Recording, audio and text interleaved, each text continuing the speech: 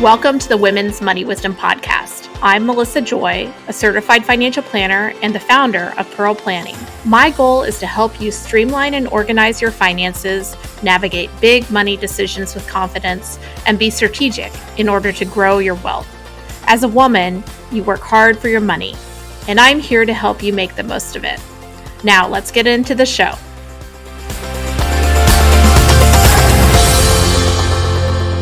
I am thrilled for today's topic, not only because we have a great guest who also happens to be a good friend of mine, but we are going to talk about something that I think all of us may consider. We're discussing fashion and what makes a good buying decision and how that interweaves into sustainability. We are joined by Marcie Greene. She has over 2 decades of fashion industry experience, and today she's an adjunct assistant professor at Fashion Institute of Technology.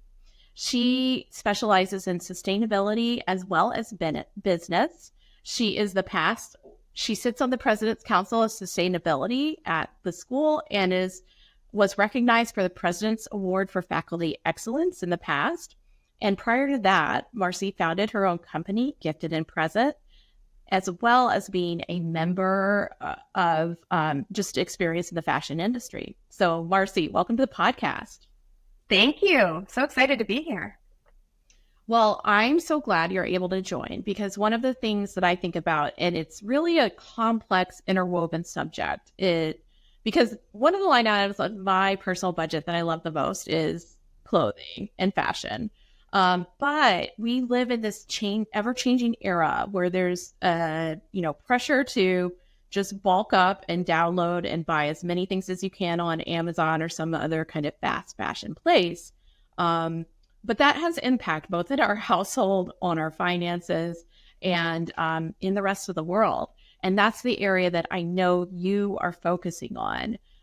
So I'm so excited to hear what you have to say. Yeah, I mean, sustainability it means a lot of different things to a lot of different people. In the grand scheme of things, the full definition is what we do today doesn't adversely affect the right of people living and how they live in the future, right? We want to keep the earth the way it is. We don't want to affect people's futures. And that goes back to not only the way our clothes are made, but what they're made of, what they're dyed with, et cetera, how they get to us. And in terms of personal sustainability, you want your things to last. You're making, like you said, it's a line item on your budget. You're making an investment. So you want that investment to sustain you as long as possible. And there are ways to do that. How did you, I know you didn't get into sustainability first. First, you went to FIT, you really learned the business. How did it evolve to, kind of come back to this focus on, or start to focus on sustainability? Yeah, I mean, I started in this business, right around 2000, 2001. And I was on the buying side for a very large retailer, at that time who had about 500 stores. And then I worked for various other retailers. And the name of the game on that side of the business is sell more. We deliver a product once a month. Let's deliver it twice a month. We drop sales once a day. Let's do it once in the daytime and once at night when people, are home relaxing and in the mood to shop. And that was kind of what I was taught. When I started teaching at FIT, I started to learn more about holistically different sides of the business I didn't know about. And when, as part of curriculum for one class, I started teaching sustainability, and it was put together for me, I started realizing how bad that mindset was. I knew when I was doing it, it was like, do people really need to buy this much? But, we had a bottom line. We were a public company in some cases, or we had investors. So you just have to sell more. But once I started learning about sustainability through teaching it, and then started learning about it myself, either I'm getting my master's in it or just my own personal research, you realize we've sort of been, I hate to use the word brainwashed, but that's it. With social media, like you said, with the idea that you have to always have something new and be on trend. And that wasn't always the way. And that just made me feel more passionate about not buying as much and teaching that. Well, that's really evolved over our lifetimes, right? So even going back to when I was in elementary school, or certainly my mother tells me that most of her wardrobe was made by her mother. And now we have that as very rare. One of my fifth graders' friends does get a lot of her clothing from her grandma or made by her grandma and mom. But it's changed a lot in terms of, the life of clothing and things like that. What is happening now, and what are some of the impacts of that shift? Well, like I said, social media is driving a lot of that, as is imports. I mean, you can go back with NAFTA, with USMCA, these different political policies that drove sourcing overseas, or at least out of the US. So that's one thing. And then social media saying you need something new every day. Can you repeat that question?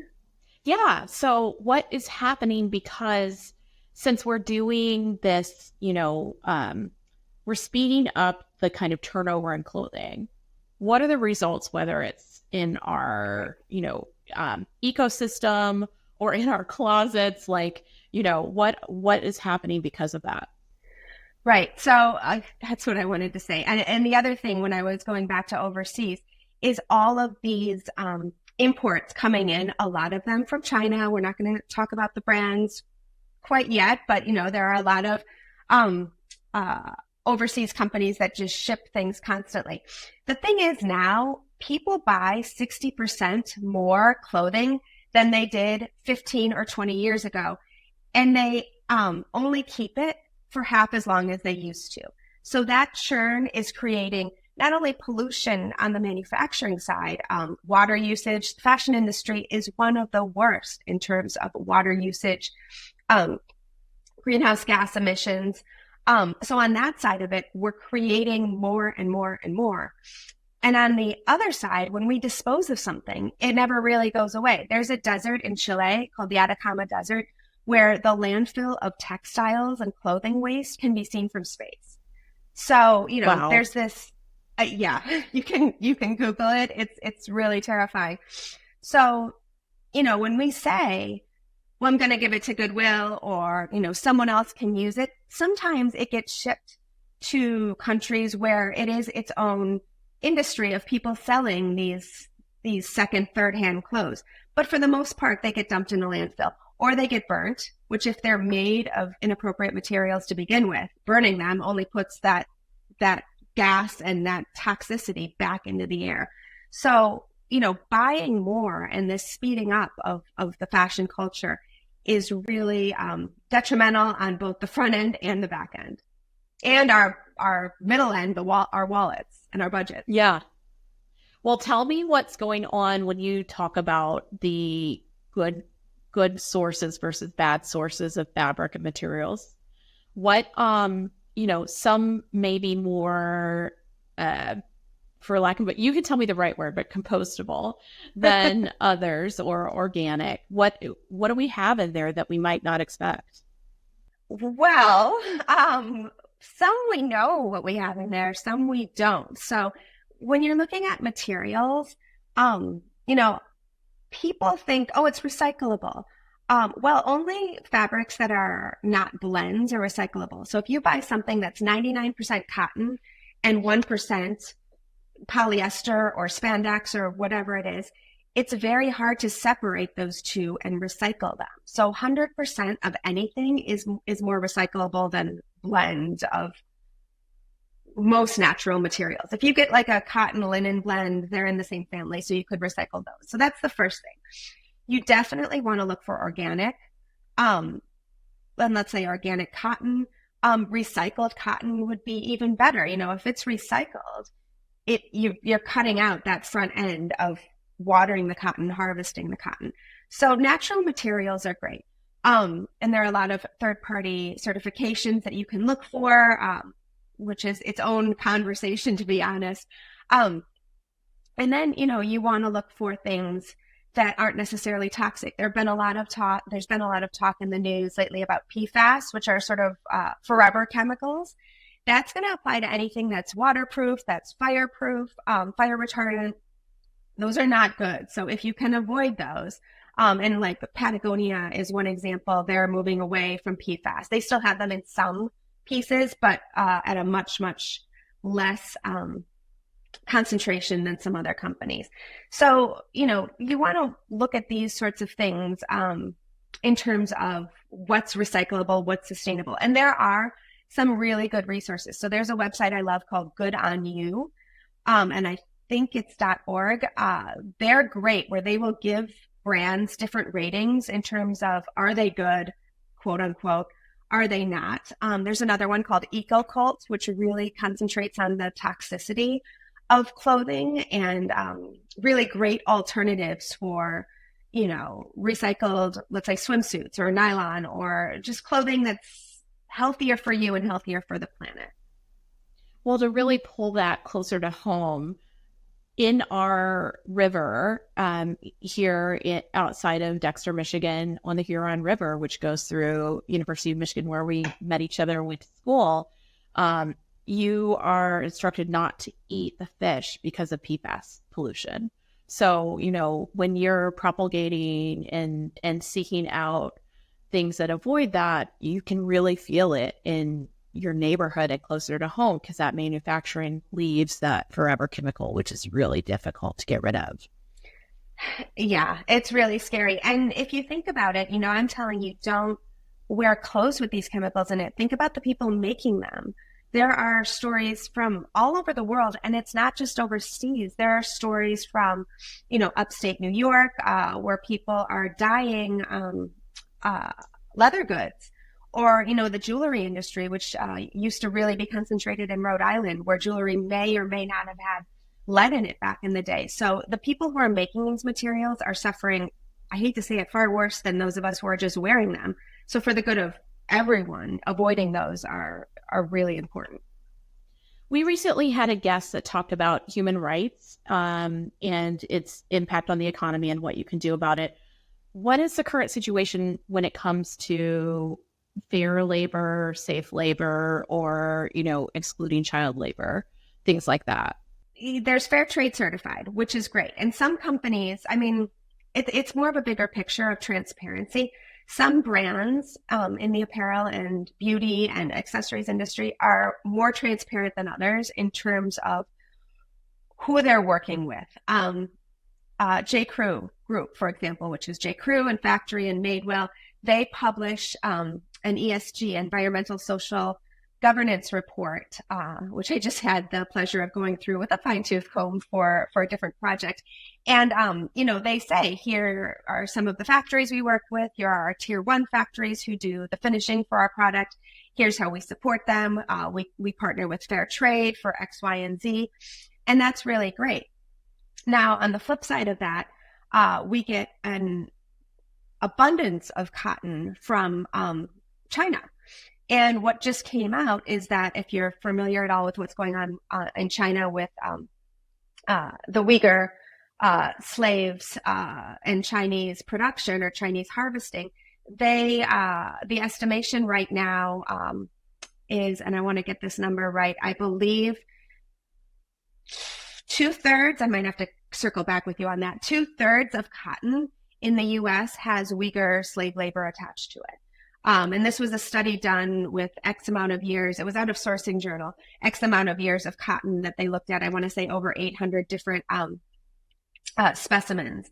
So, slave labor, there's a law against importing Uyghur cotton into the U.S. That doesn't mean it's not getting here. So some companies are being extremely transparent about where they're sourcing their goods and how they're supporting those workers. Some are not. Bangladesh continues to have issues with their workers striking.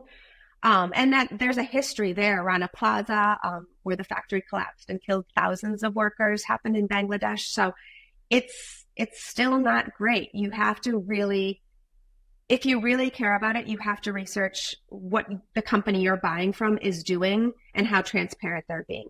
There's one other source I'm going to throw out there. It's called Open Supply Hub. Anyone can research this. And, J. Crew makes their first tier suppliers available on here. A lot of companies do. So you can go in if you're really interested and see, where was this made? What do they say about the factory? How many people are working there? How many women are working there? Are there children working there? You would hope not. But Open Supply Hub is a great resource for that. Thanks for that. We'll make sure to include all of these resources in our show notes so that people can check them out as they're reading and listening. I think this is such a fascinating conversation because your decisions, can both influence outcomes in terms of, buying behavior, especially on mass, but also sometimes sustainability and, is a way to be conservative with your budget as well. Even if you happen to spend more money per piece, it may result in better finances as well. So talk to us about both what a consumer can do when making choices about fashion to either help sustainability, but also I think so many of your ideas incorporate, kind of better results or outcomes at home, in your closet, and in your wallet as well. Yeah, I think the number one thing we have to start doing more of is treating our possessions, but treating our fashion, our apparel, our accessories as valuable. And that doesn't mean they were luxury items that cost thousands of dollars, but they're an investment. Like I said, you've already spent money on them. So make it work for you. And I think what people can do is shop smarter, right? Shop with more intention. Keep your clothes for longer. And when you're ready to get rid of them, get that investment back. So when you're shopping, look for quality. And that doesn't mean, like I said, luxury. I have pieces from H&M and Zara who are actually doing more for the environment than you would think from those types of brands, or more transparent about it in some cases. But I have pieces from them that are 10, 15, 20 years old because the stitching was good to begin with. The buttons were sewn on correctly.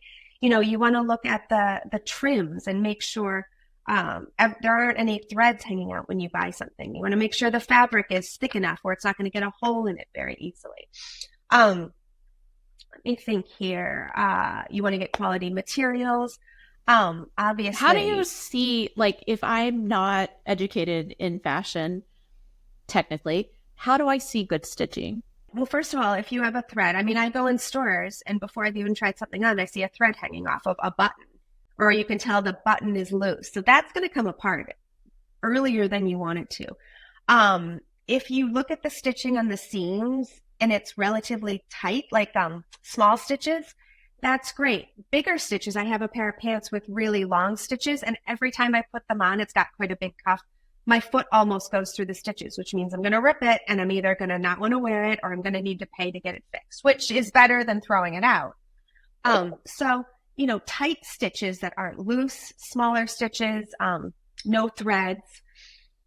And then, treating your clothing really well after you buy it. This might be controversial, but you don't have to wash your clothes necessarily every time you wear them. Some denim aficionados say you should never wash your denim. Now, I still wash my jeans, but wash things on how frequently of a wash are you giving your jeans? Wow, that's a really personal question. Sorry. If you're not comfortable answering, I understand. Maybe once a month. Okay. So every 3 to 4 wears instead of everywhere, or something like that. More than that. I would say every 6 to 8 wears. Okay. Yeah. But my husband wears denim that is Japanese denim, which is not what most people wear. It's a very, very hardy, back to the source denim. And I don't think he ever washes them. And that's what they recommend because they're made to sustain that. But that's not what I wear. If you're buying your denim from the Gap or Madewell, you can definitely wash it as long as you don't fall in a mud puddle or spill something on it. Obviously, then we wash it right away. The kids might be washing more often, but oh no, they look at a piece of clothing and throw it in the hamper, and I have to try to teach them not that often. But when you do wash things, wash them on cold. line Okay. dry them. We line dry most of our clothes, which saves energy and also keeps the garment from shrinking, keeps in some cases keeps it from pilling, keeps it the color fastness there. So it keeps it from aging. So if you have space to get a drying rack, I would highly recommend that. And avoid dry cleaning, both for the wear and the clothes and the toxicity of it. What are situations where you do have to dry clean? Like what clothes? I know there's more clothes that are washable than you think based on the tag sometimes, but I mean, something with a lining, you probably have to dry clean. So suiting, cashmere and those types of fabrics, you can hand wash. You can delicate wash in cold. I mean, don't get heat anywhere near it. I learned that the hard way at one point. But I think things with linings, and you can tell things with sequins maybe. Now, sequins are not sustainable if you're looking at it from that perspective, so you wouldn't even own it. But I do have a few things that are many, many, many years old with sequins. But I wouldn't suggest you put those in the washer or even hand wash them. Makes sense. Now, we have one of our colleagues plus clients who resell. And what would you say about either using resale sites and or vintage clothing? Oh, they're amazing. Absolutely amazing. And it's funny because, you know, we are of one generation. My students are Gen X. And when I say, where do you shop? 99% shop vintage. I mean, that is where it's at. Now, keep in mind, they're fashion students and they're very creative and they want to be stylists and industry professionals. So they're a different breed. But buying vintage or buying from resale sites like Vestiaire Collective or The Real Real or Poshmark tend to give you more longevity than buying something new. And I'll give you an example. Vestiaire Collective came out with a study earlier this year, I believe, where they looked at the price per wear of clothing bought from their site versus fast fashion bought new. And clothing bought from their site, now keep in mind it's a luxury vintage site, so the clothing is probably made better to begin with. The cost per wear was 3 to 4 times less than the same type of clothing fast fashion. For example, if you bought a Burberry trench coat from Vestiaire, this is one of their examples, the cost per wear was 3 to 4 times less than if you bought a similar coat from Zara, brand new. That's a huge investment. And then when you're done with it, you're more likely to resell for higher value a Burberry trench coat than you are a Zara one. So I would highly recommend starting shopping there than buying something new. Well, another trend is renting clothes. So like Rent the Runway. I have an event to go to in New York in your neck of the woods in November, and it's formal, kind of red carpet attire. And this will not be something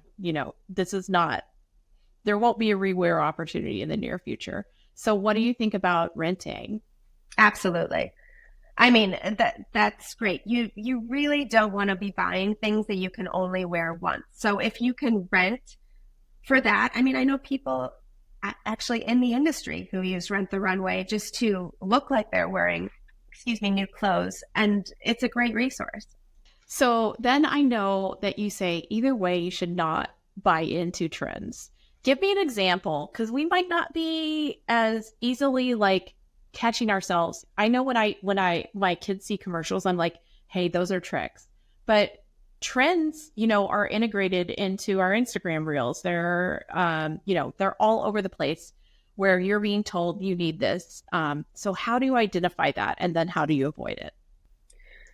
Well, I just read an article today, actually, that said once you look at something, it gets thrown back at you tenfold. And that's all about the algorithms and the cookies. So if you can avoid cookies on site, you can hopefully avoid seeing whatever you looked at thrown back at you 10 times.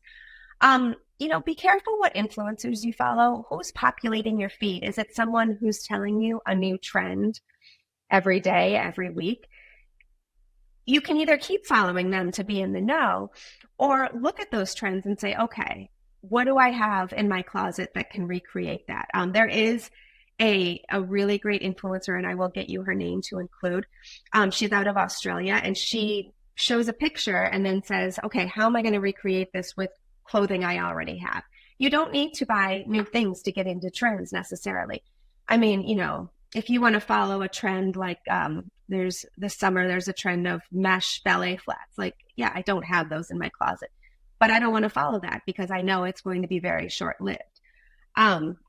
So try to avoid cookies, algorithms, and then really, and I love this concept, shop your closet and recreate it, because if you invested in good clothes, you might have something from way back when, which I always do because I don't get rid of anything, which is a problem. Space-wise in my closet. You've got your archives going. You can shop the archives. What are some recommendations? Because, some people may be able to go into that closet and come out with a great new look, but others may just look at the, kind of the forest and not be able to see the trees. When you go and shop your closet, how do you recommend success there?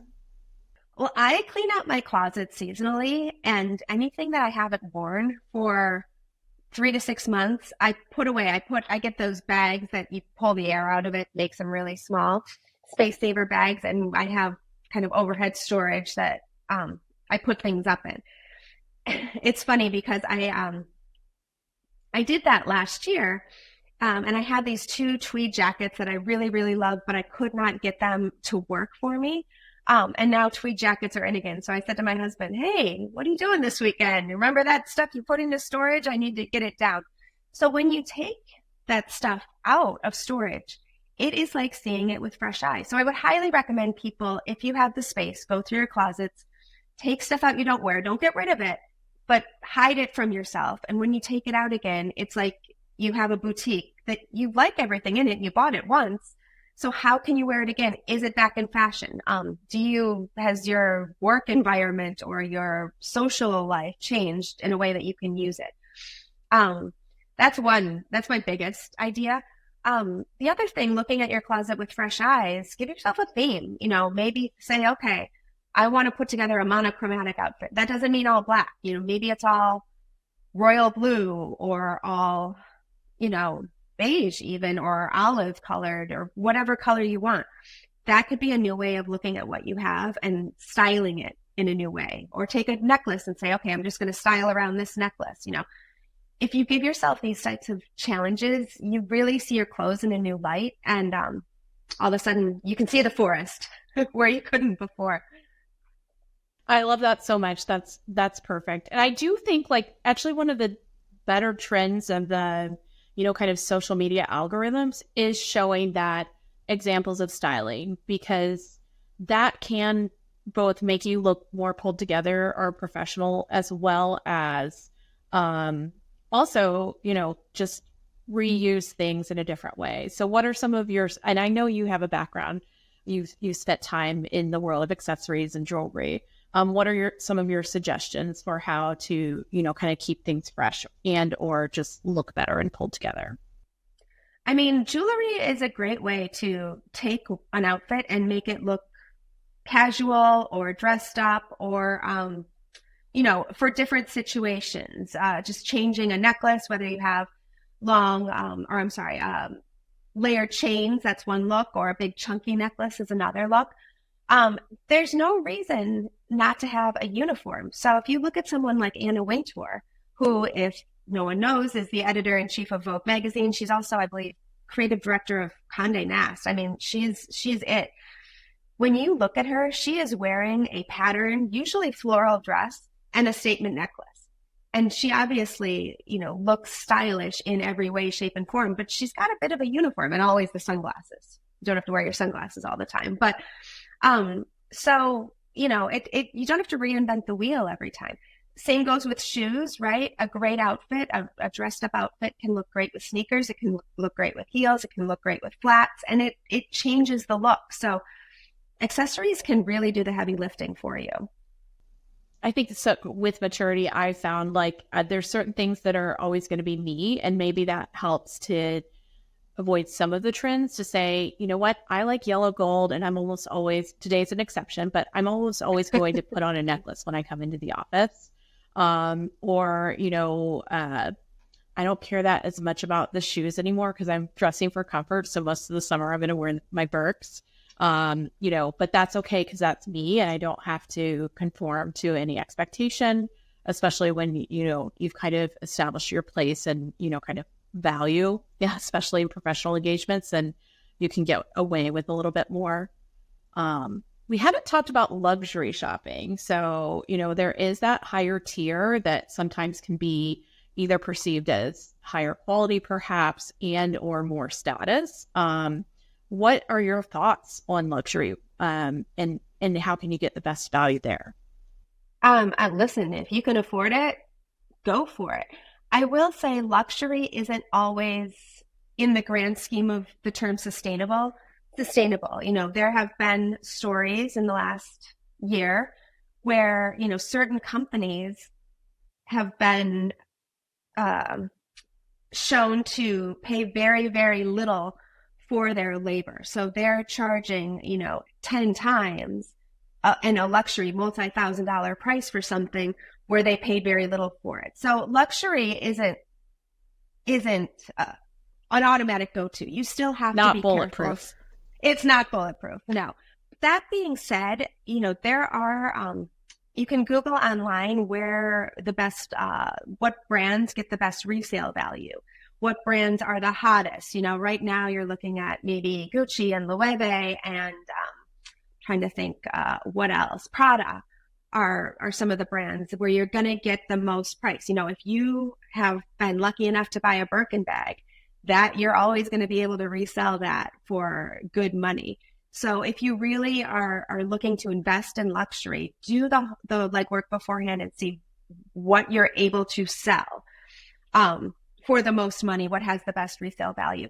But honestly, whatever the price point, if you buy it and you love it, that's luxury to you. I go back to this idea of I've bought things for not a lot of money and they are my absolute favorite pieces that I've worn for years and years and years. So whether you're spending thousands or hundreds or tens on something, make sure you love it. It's not worth it if it's luxury, if it's something you're not going to wear. Well, I love that. And I think that draws us to a great conclusion that quality doesn't necessarily equate to the price tag.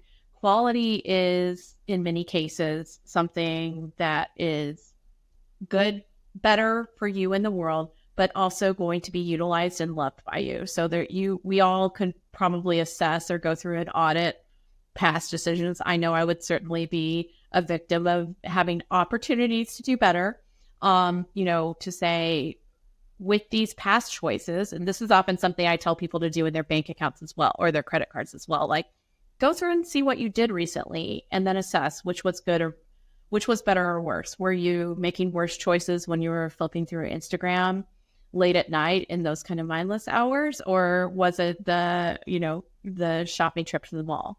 Things like that. So you can kind of see where your track record and batting average is better or worse. Yeah, that's great advice. Any other resources you think everybody has to know as we're kind of wrapping up? No other specific resources. I would say most brands, certainly most brands that you have heard of. So not these sort of one-offs that you might see on Instagram or TikTok where you've never heard of it before. But most well-known brands have a sustainability section on their website. Sometimes it's right in the top menu. Usually it's down at the bottom with like about us and contact us and sustainability initiatives. So if you really want to know where you're buying from, go in there. A lot of the bigger companies, a lot of the public companies publish annual reports that talk about their water usage, their emissions usage, where they do production, what they're doing to improve, if they've set any goals. So that's just a great resource. So you don't have to pivot away from your favorite brand, but research it. See what they're telling you. If they're not telling you anything, then you might want to look elsewhere, because if they're not being transparent, they probably maybe have something to hide. Well, I love this conversation. I know we have some opportunity, hopefully, to do some follow up someday because I really feel like you're bringing both the information, but also you're a consumer yourself. So you're telling us, how to think both as a professional and personally. And I love that for our discussion. Yeah. Marcie, thanks so much for joining us. Oh, thank you. Thank you go so ahead. much. Oh, I was just going to say it's not easy. I'm not perfect either. And I think, don't look at me and say, oh, she always researches and she never shops new. Listen, any little improvement you can make helps. And it's all about improving, not being perfect. Love it. That's the way we feel about so many money decisions. Is it's not about judgment. It's about getting better over time and also identifying opportunities, telling yourself where you're doing well, which everybody may have a little different area of strength in terms of this conversation, and then setting some intention for how you might want to make adjustments. Well, Absolutely. Have a great day, and thanks so much for joining us. Thank you so much, Melissa.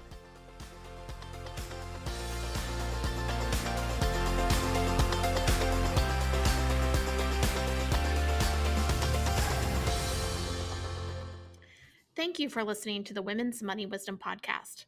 If you found value in this episode, the best way you can support the podcast is to forward an episode to a friend or leave a review. Go to pearlplan.com and the podcast link to get all the resources and links mentioned.